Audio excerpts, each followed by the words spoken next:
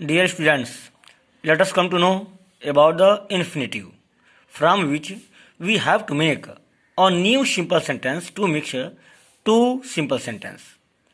So, आइए हम सबसे पहले इन्फिनिटिव को जान लेते हैं। आज हमको इन्फिनिटिव की सहायता से दो या दो से अधिक साधारण वाक्यों को मिलाकर एक नया सिंपल सेंटेंस बनाना है। और अब तक हम सिंपल सेंटेंस बनाने की एक विधि पढ़ चुके हैं, यूज ऑफ पार्टिसिपल, जिसके 3 भाग थे। तो आज हम सिंपल सेंटेंस बनाने की दूसरी विधि पढ़ने जा रहे हैं, यूज ऑफ इन्फिनिटिव।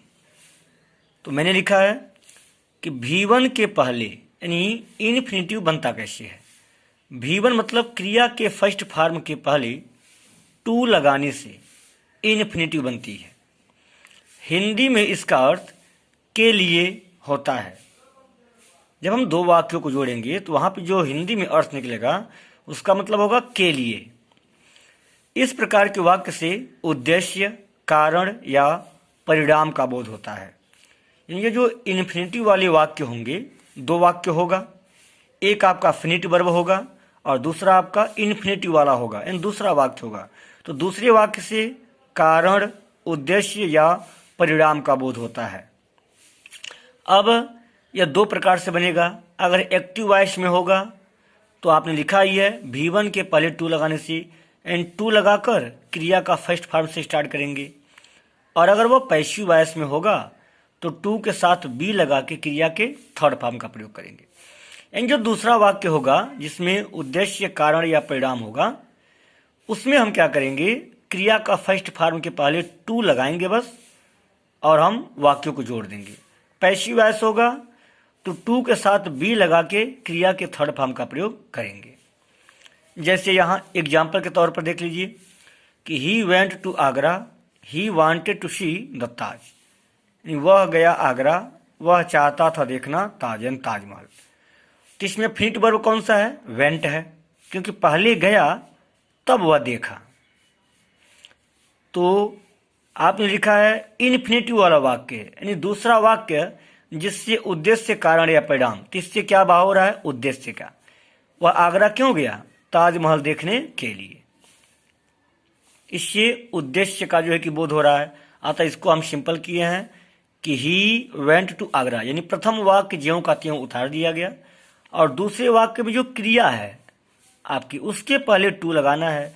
तो टू दिया भी है, तो टू सी द ताज, यानी he went to Agra to see the Taj. यहाँ भी वही अर्थ था कि वह गया आगरा, वह चाहता था देखना ताज। यहाँ भी वही है कि ही वेंट टू आगरा, वह गया आगरा टू सी, देखने के लिए, ताज मतलब ताज। मैंने लिखा है कि हिंदी में इसका अर्थ के लिए होता है।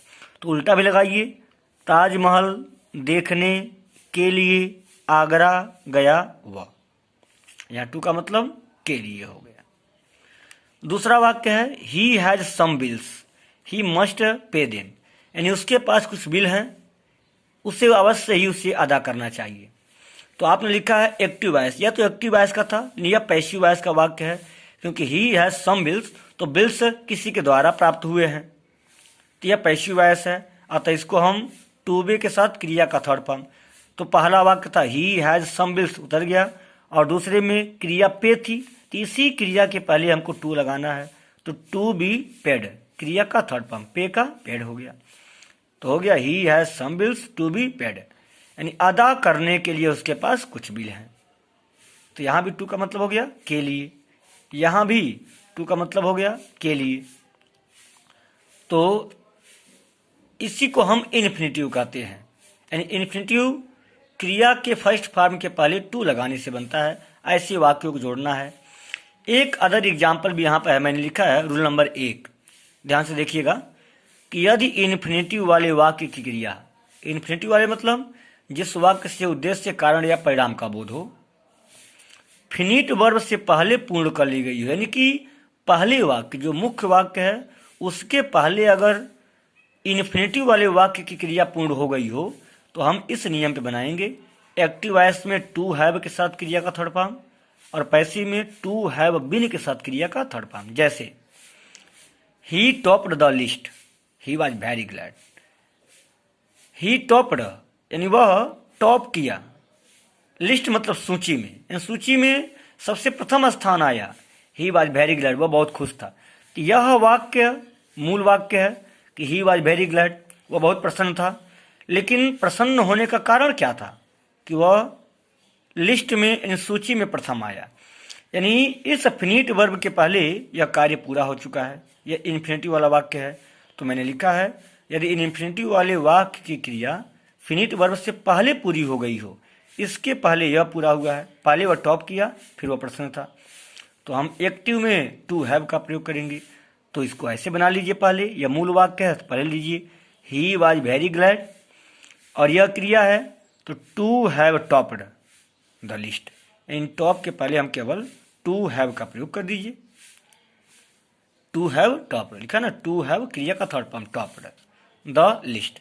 अगर वही पैसिव वॉइस में हो कि he has been punished by his teacher, it seems to he has been punished, उसे दंडित किया जाएगा, बाय हिज टीचर, उसके अध्यापक के द्वारा, इट सीम्स शो, ऐसा प्रतीत होता है। यानी यह जो सिम्स है करेक्ट, उसे ऐसा लगता है कि उसे उसके अध्यापक के द्वारा दंडित किया जाएगा।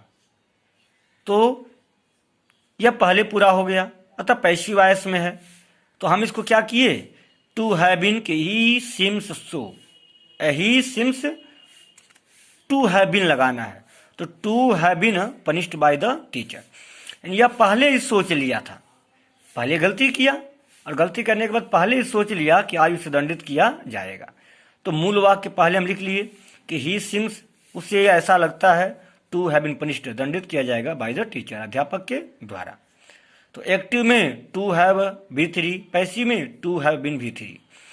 तो यही था भैया बहनों अपना इन्फिनिटिव का प्रयोग, जिसके आधार पर हम दो या दो से अधिक सिंपल सेंटेंस को मिला के एक सिंपल सेंटेंस बना सकते हैं, जो एक्टिव में भी है और पैसिव में भी है।